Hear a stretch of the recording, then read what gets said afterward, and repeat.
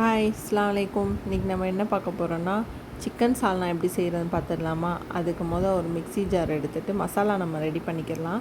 Mixie ஜாரில் வந்துட்டு ஒரு 3 டீஸ்பூன் கசகசா போட்டுக்கோங்க. அதுக்கப்புறம் 1 டீஸ்பூன் ஜீரகம் போட்டுக்கோங்க.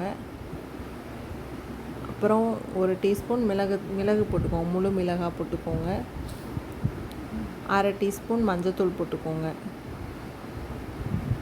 நான் தேங்காய் வீடியோ காமிக்கலை, அதனால் தேங்காய் ஒரு சில்லு மட்டும் போட்டுக்கோங்க.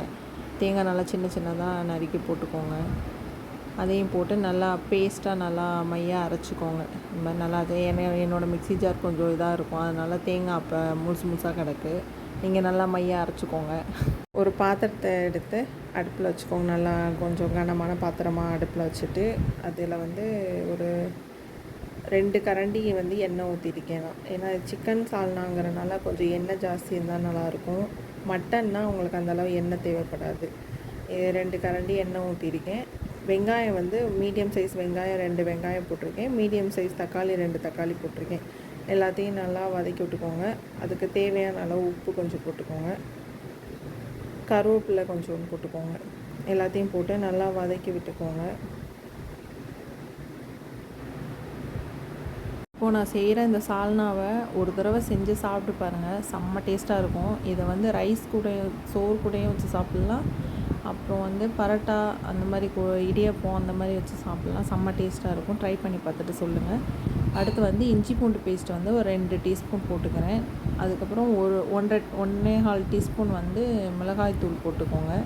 நான் கடை மிளகாய் யூஸ் பண்ணுறதுனால ஜாஸ்தியாக போடுறேன். இல்லைன்னா கம்மியாக போட்டால் போதும். வீட்டு மிளகானா இதாக போட்டால் நல்லாயிருக்கும். நல்லா வதக்கி விட்டுக்கோங்க. எண்ணெய் பிரிஞ்சு வந்தவுடனே நம்ம அரைச்சி வச்சுருக்க மசாலா அதில் ஊற்றிக்கலாம். நல்லா தண்ணி விட்டு நல்லா கலந்துட்டு ஊற்றிக்கோங்க. தேவையான அளவு தண்ணி, உங்களுக்கு எந்த அளவு சால்னா வேணுமோ அந்தளவு ஊற்றிக்கோங்க. ஊற்றிட்டு அதுக்கப்புறம் அதையும் நல்லா மிக்ஸ் பண்ணி விட்டுட்டு கறி நம்ம அலசி வச்சுருக்கோம்ல, கறியெல்லாம் க்ளீன் பண்ணி அலசி வச்சுக்கோங்க. அதையும் நல்லா தண்ணி இல்லாமல் நல்லா புழிஞ்சிட்டு அதில் போட்டுக்கோங்க. போட்டு மிக்ஸ் பண்ணிவிட்டு அதுக்கப்புறம் தேவையான அளவு தண்ணி ஊற்றிக்கோங்க. இன்னும் கொஞ்சம் நல்லா புழிஞ்சிட்டு போட்டுக்கோங்க. இல்லைன்னா ரொம்ப தண்ணியாகிடும் சால்னா, அதனால் நல்லா புழிஞ்சிட்டு போட்டுக்கோங்க. அதையும் நல்லா மிக்ஸ் பண்ணி விட்டுக்கலாம். வீடியோ ஸ்கிப் பண்ணாமல் பாருங்கள்.